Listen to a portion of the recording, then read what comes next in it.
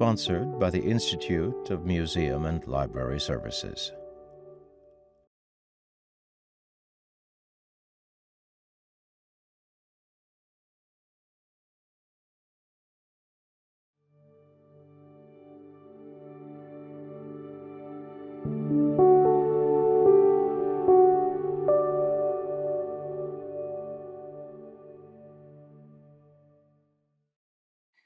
Hello, welcome to the National Book Festival. I'm Christina. And I'm Courtney. Today we're joined with Jay Coles in anticipation of his new novel, Things You Couldn't Say. Hello, Jay. To start off, can you tell us a little bit about yourself and your book? Yes, hi. I'm so happy and excited to be here. I am the author of the upcoming Things We Couldn't Say. I'm super obsessed with the cover, so I had to hold it up.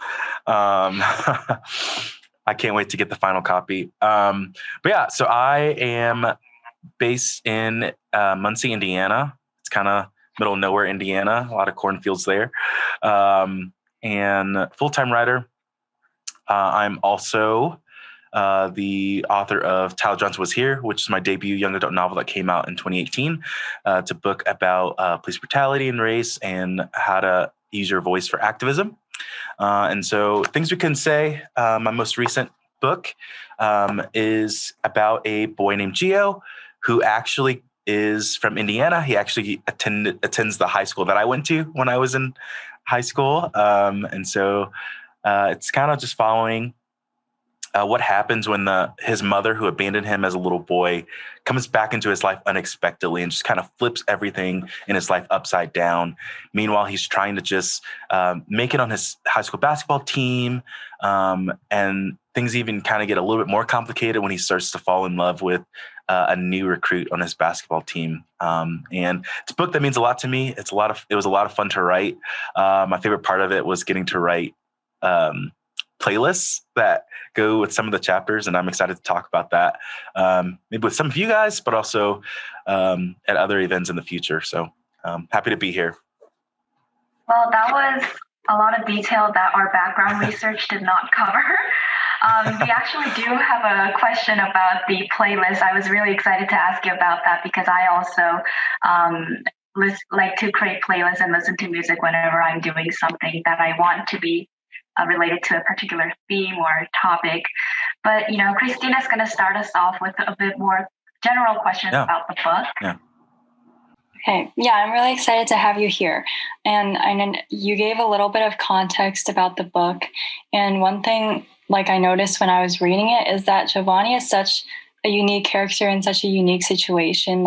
He's a queer Black teenager. He's dealing with not only his pastor father, as well as the return of his birth mom who abandoned him. So can you talk about how you drew inspiration for embodying these characters and how you understood their perspectives? Did you use your personal experience or do any research? Yeah, absolutely. I feel like most of my research in writing the book was just my own life, my own experiences. The family structure and the family dynamics that are present in the book are pretty similar to my family structures and dynamics when I was growing up. And so when I was a high schooler, my parents were super religious. They were really into making kind of all of us read scripture, reading the Bible, going to church, all these things. And so I kind of grew up in a very religious household. At the same time, is very adamant, that also translated, that also meant for them that they were incredibly homophobic oftentimes, or biphobic at times. And so kind of, being a queer kid in Indiana, from this family where it's super strict, super religious, there's not a whole lot of freedom that you get to experience, in your childhood and adolescence. And so that kind of carried over into my adulthood. And so when I sat down to write Gio's story and Gio's family structure, I wanted to kind of put that onto the page on my experience as a kid and as a teenager, kind of growing up in a family that's somewhat religious, and how that can cause wounds and how that can hurt and how that even shapes the person that, I've become. And so I kind of wanted to use that as like kind of like a backdrop for Gio's journey. On top of that, this idea of his parental figure abandoning him and walking out of his life was also something that was important to me, because my dad actually was someone who was kind of in and out of my life for various reasons, going to rehab or going to prison, or having to just be away because he had so many addictions or things like that. And the feeling of abandonment that kind of carried over throughout all of my childhood was another thing that I was like, I have to talk about in some way. And I feel like as a way to heal, I added that into the book with Gio. And so I feel like looking back on Gio's story, I can see a lot of myself and I can really empathize with him. And I feel like seeing the way that Gio ends up succeeding in the end, not to spoil the end of the book, but the way that we see Gio kind of succeed a little bit kind of made me think about, teenage Jay, and was like, oh man, like I wish, Jay had some kind of ending like this, or could realize some of the things that Gio ends up realizing sooner rather than I did. So. Do you think it was kind of therapeutic to you? I guess like writing a book so similar to your actual life, especially since you wrote part of this book in the pandemic. Oh, yeah, for sure. I would definitely use the word therapeutic to describe my experience with writing the book and even rereading the book.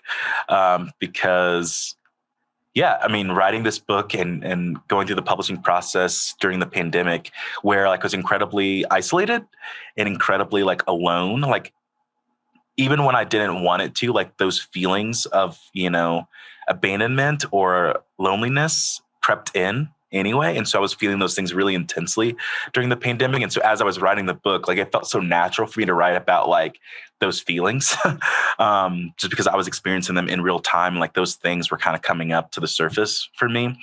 But at the same time, it did feel incredibly healing for me to be able to write the story and like have it end on a note that it doesn't just stay kind of hopeless forever. There's some light that Gio gets to find. I'm going to let the readers figure out what that will look like and when they pick up the book. But I feel like certainly it was therapeutic for me.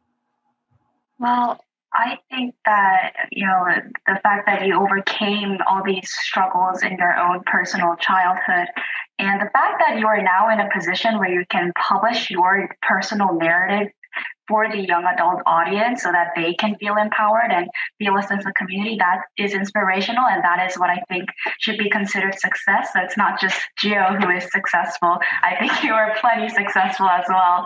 And this directly ties into my next question.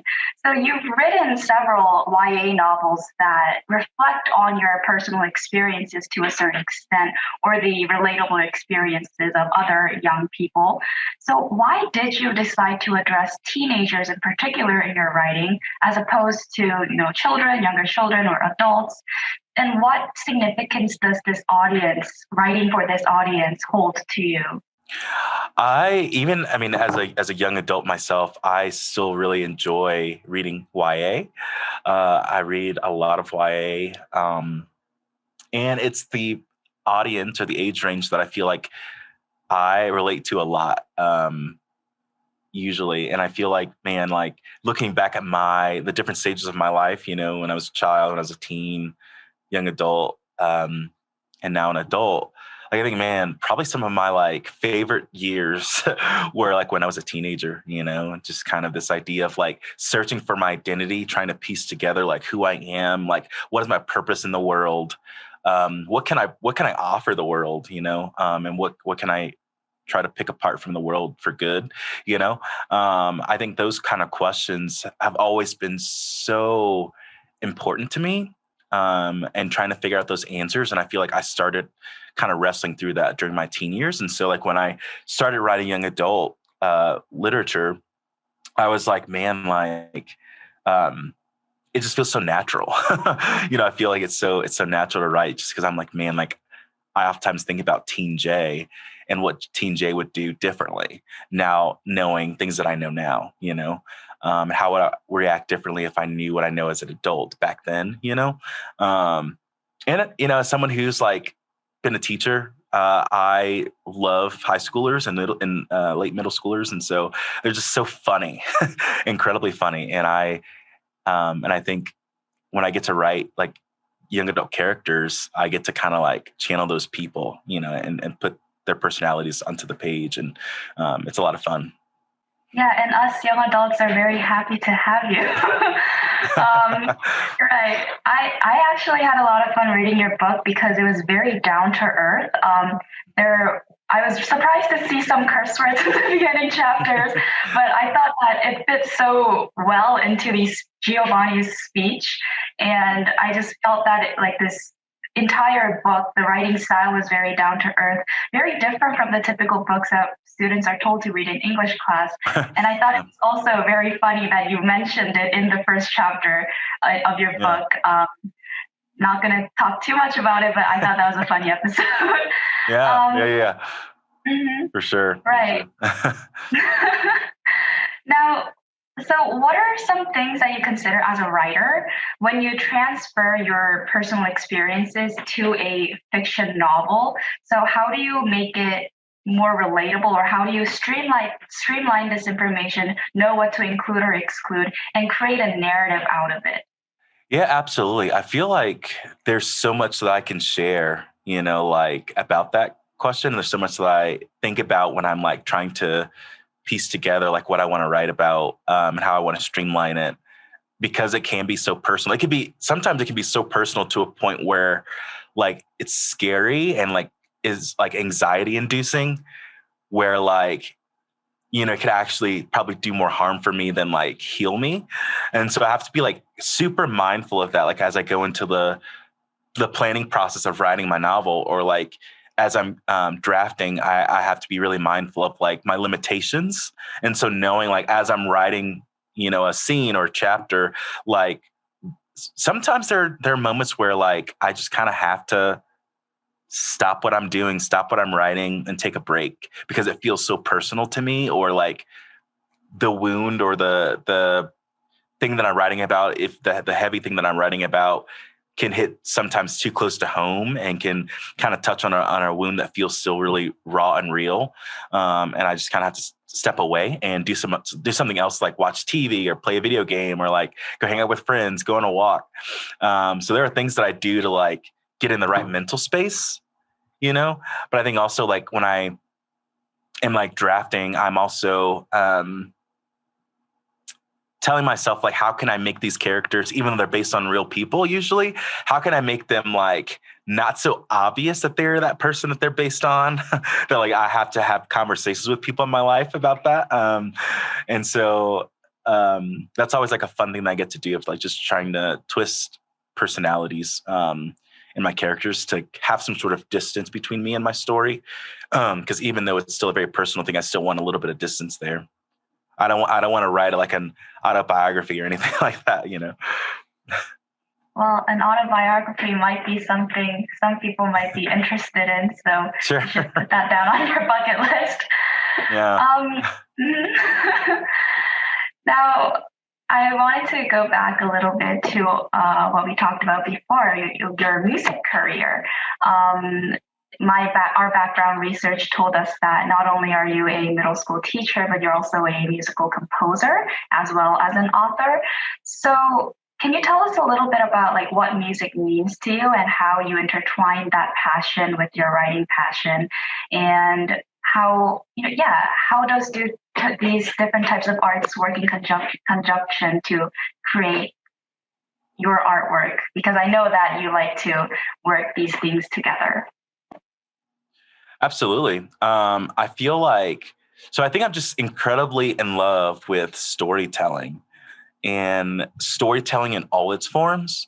And for me, like I am really passionate about music. I'm really passionate about visual art. I'm really passionate about stories. I really like composing music. And the reason why I feel like I love all those things is because they all, in my opinion, tell a story usually. It helps me make sense of a person, a thing, an idea. Like it helps me kind of like understand the world a little better, I feel like. And so before I even started writing novels or short stories, I actually started writing music. And so when I was in middle school, I was in band class, and I hated that like all the music we played was like by old dead white guys. And I was like, man, I have to like write something fun for like my middle school band to play. And so yeah, it started as like a pride thing. But as I started writing more and more like instrumental music, I was like, man, like I could tell a whole story just in music notes, instead of using words.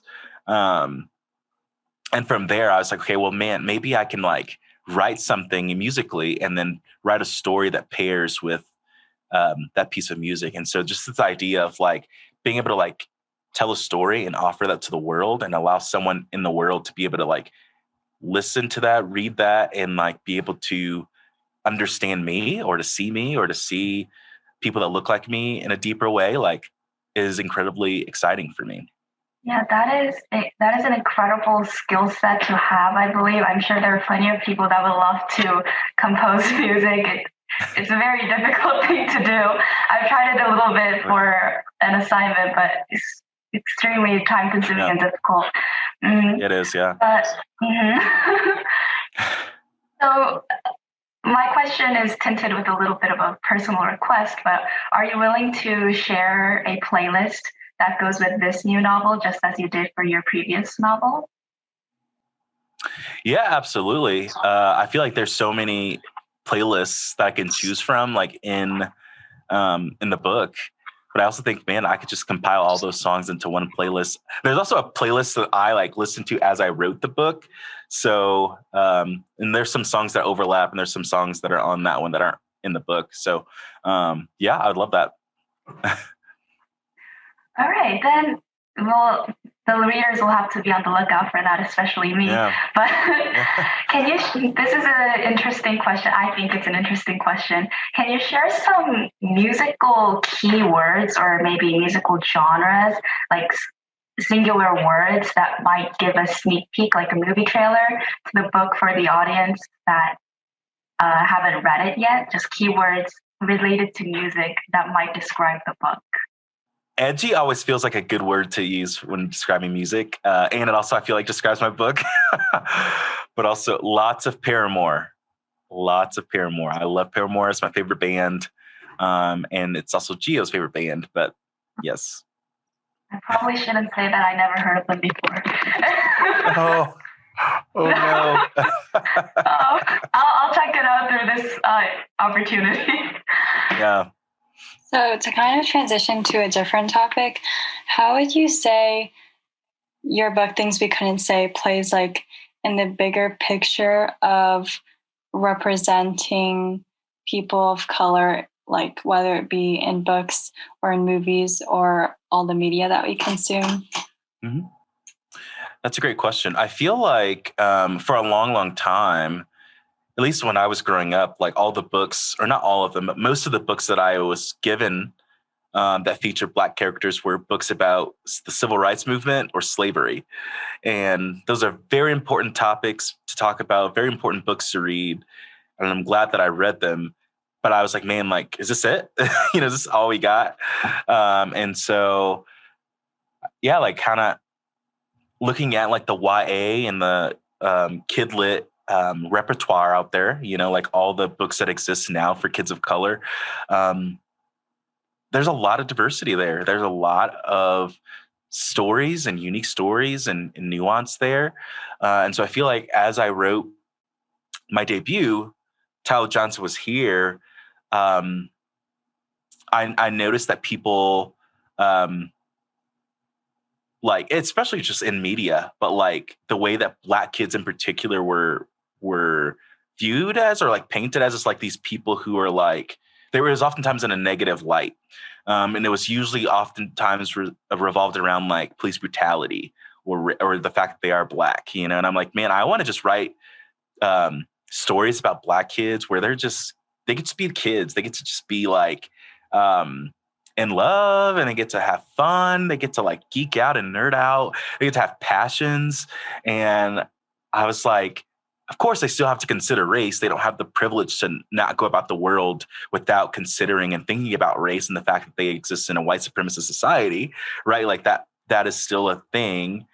But at the same time, I was like, man, I don't want that to be all that I write about. It's just like race. I also wanted it to be about just Black kids getting to have fun, getting to fall in love, and also getting to like experience like other types of pain, because we do experience other types of pain other than like stuff related to race. So just in general, for whoever picks up your book and reads it, what would you say you want them to get out of reading it? If you're picking up my book, I just hope that you I fall in love with the characters, because I'm in love with all the characters. I feel like Ollie is the funniest kid out there. I feel like we all need an Ollie in our lives. But I seriously do hope that like, I don't know if there are people who pick up the book who have similar family dynamics that I had, or similar family dynamics that Gio has in the book, that like we can kind of normalize that and say, you know what, it's okay. You know, like we got a certain, hand of cards dealt to us, and, it's okay to kind of like grieve that. And like, it's also okay for like you to forgive someone if you want to, or to not forgive them. And so giving them the freedom to like make those decisions. And I hope my book is a gateway to a conversation about that for people, because it certainly was for me. Do you have any advice for aspiring writers or artists or activists just like trying to tell their stories? I always say your voice is important. Your voice matters. And every time that someone asks me to sign their book, I always write like, you matter. Your voice is important. Your voice is a light, every time, because I genuinely believe that with every fiber of my being, because I saw it firsthand when I started writing my stories. Is, once I put my story on the page and got into people's hands, even though it was difficult to do that, like I've seen lives changed. I've heard stories of people who've read my book who've been so impacted that like it's changed their lives forever, which feels like a significant thing, right? And so, man, like I feel like all of us have really unique voices and really unique giftings, and we all matter. And so just keep speaking up and keep telling your stories. That is very inspirational. So we would like to know a little brief description of how you might have kickstarted your writing career. When did you start writing, and when did you decide, I want to publish a book? Because it's not an everyday thing that, teenagers or even adults get a chance to think about, like putting their narratives out in society, even if they want to, just because we're faced with a lot of realities in the world. It's never one of our priorities to do so. So could you give some advice or tell your story of how you became an author? It was never like, man, I was a kid and I had this dream that I was going to be an author. Like I didn't have that need of a story. But I'd always wanted to be a teacher, actually. I'd always wanted to work with kids, work with students, because I thought like students are just so fascinating. They have all these unique stories, come from so many different backgrounds. When I was in high school, I had an assignment for my English class when I was a senior, to kind of write a story, a fictional story, just about like, but inspired by our lives, like our personal lives. And I turned in a short story version of what became my debut novel, Tyler Johnson Was Here. And when I turned that in, the teacher graded it and handed it back to me with like an A+. And then he wrote a note saying, "See me after class." And I was like kind of nervous. I was like, I don't know what he wants to say to me. But then he's like, "This is like a great story. Like, have you ever thought about like writing a book?" And I was like, dude, I'm a senior in high school. No, I've never thought about writing a book ever. But he was the first one to really like kind of put the idea into my head that that's something that I could do if I wanted to do. And English was always my favorite class in school. So I was like, I knew I liked books. I knew I liked reading. I knew I liked writing. But like the idea of me being a person that wrote a book, me being an author, it was never something I thought about until that moment with that teacher. And I remember like coming home, and I think that same night was the trial of George Zimmerman, who killed Trayvon Martin.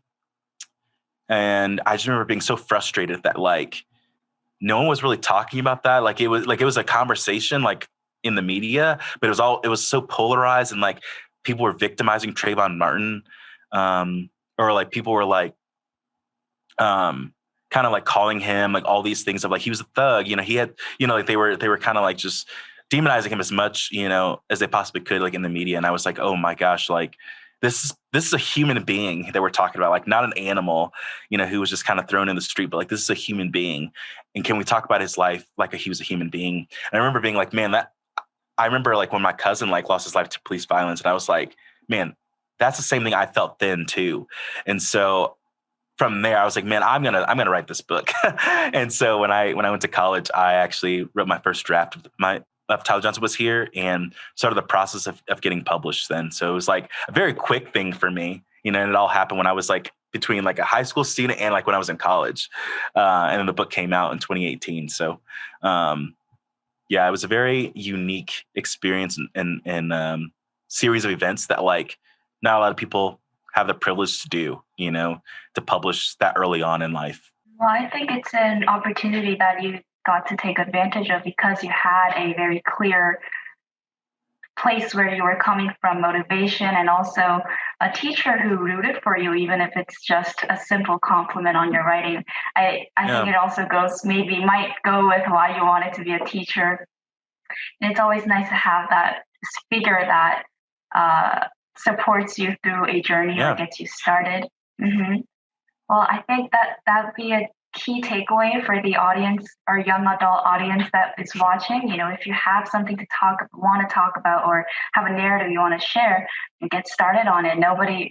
There is no impossible in getting your word out, especially at a stage where social media is rampant. There's so many methods and channels where you can get your stories out. And I'm glad that we have authors like you to set the example and make the job of being an author does not seem so impossible and far-reaching. Yeah. Just your writing style, I said this before, but the down-to-earth nature of the experiences and the speech and the personalities of the characters, as Christina said, they're very unique. I think it was a very fulfilling experience for us to read your story and your narrative, even though it was not relatable. Let me make that clear. It was not relatable at all, but Sure. It was so nice to see a narrative of someone that is so different from mine, but really learn their story. And so I think you totally reached your purpose with your book, at least for me. Thank you. No, I'm just incredibly pumped for the book to come out this fall. It comes out. It just kind of snuck up on us like this, like I remember like when we first announced the book, it was kind of like, oh, that's so far away. But literally September is right around the corner. And so I'm so excited for Black kids and really any young adult to pick up the book and to be able to step into Gio's world and Gio's life and to take away something. So I'm really excited to hear stories from people who pick up the book and get to read it. So thank you for having me. Thank you so much. It was really nice meeting you and talking with you. You too.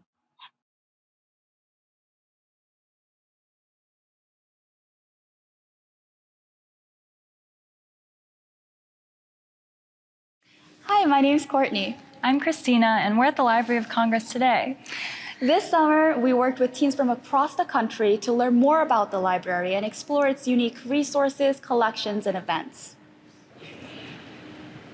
This building is so pretty. Yeah, and it's open to everyone to visit. And you can access its resources from anywhere in the world. Mm-hmm. This is your library. Take it away, Emma. Hi, I'm Emma in Massachusetts. The library's website has a ton of digitized materials you can access from anywhere. Just do a search and see what you can find. Whether you're completing a project or just looking for a picture, the library has hundreds upon thousands of materials ready at your fingertips. You're on, Eddie.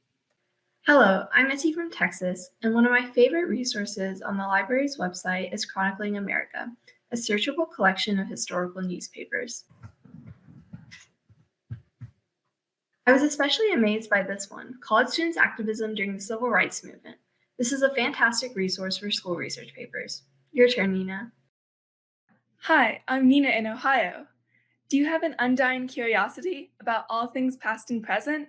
The library's website features lots of research guides. Like this research guide about past Olympics. Did you know that the Olympic Games were canceled during World War I and World War II? And the 2020 Olympic Games were postponed due to the COVID-19 pandemic. Now they're ongoing, which is great. Take it away, Karen.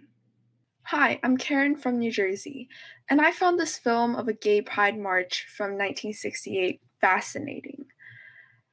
This was a year before the Stonewall Uprising. There's so much to explore. And if you love history and want to do more, you can help transcribe and tag documents to make them more accessible for others with the Libraries by the People project. As you can see, the library isn't just for people who live in DC, researchers, and members of Congress. And it has more than just books. It holds newspapers, photographs, video and sound recordings, maps, manuscripts, and more. And the library isn't just about the past, it celebrates things about today. Every year, the National Book Festival features many authors and the stories they have to share. You can connect with your favorite authors and their work by watching an interview or listening to a podcast anytime, or by joining a live Q&A during the festival. And there are also live events here at the building if you're in the Washington, D.C. area. So the Library of Congress is your library. Your library. Your library. Your library. Your library. Your library. Your Your library. library.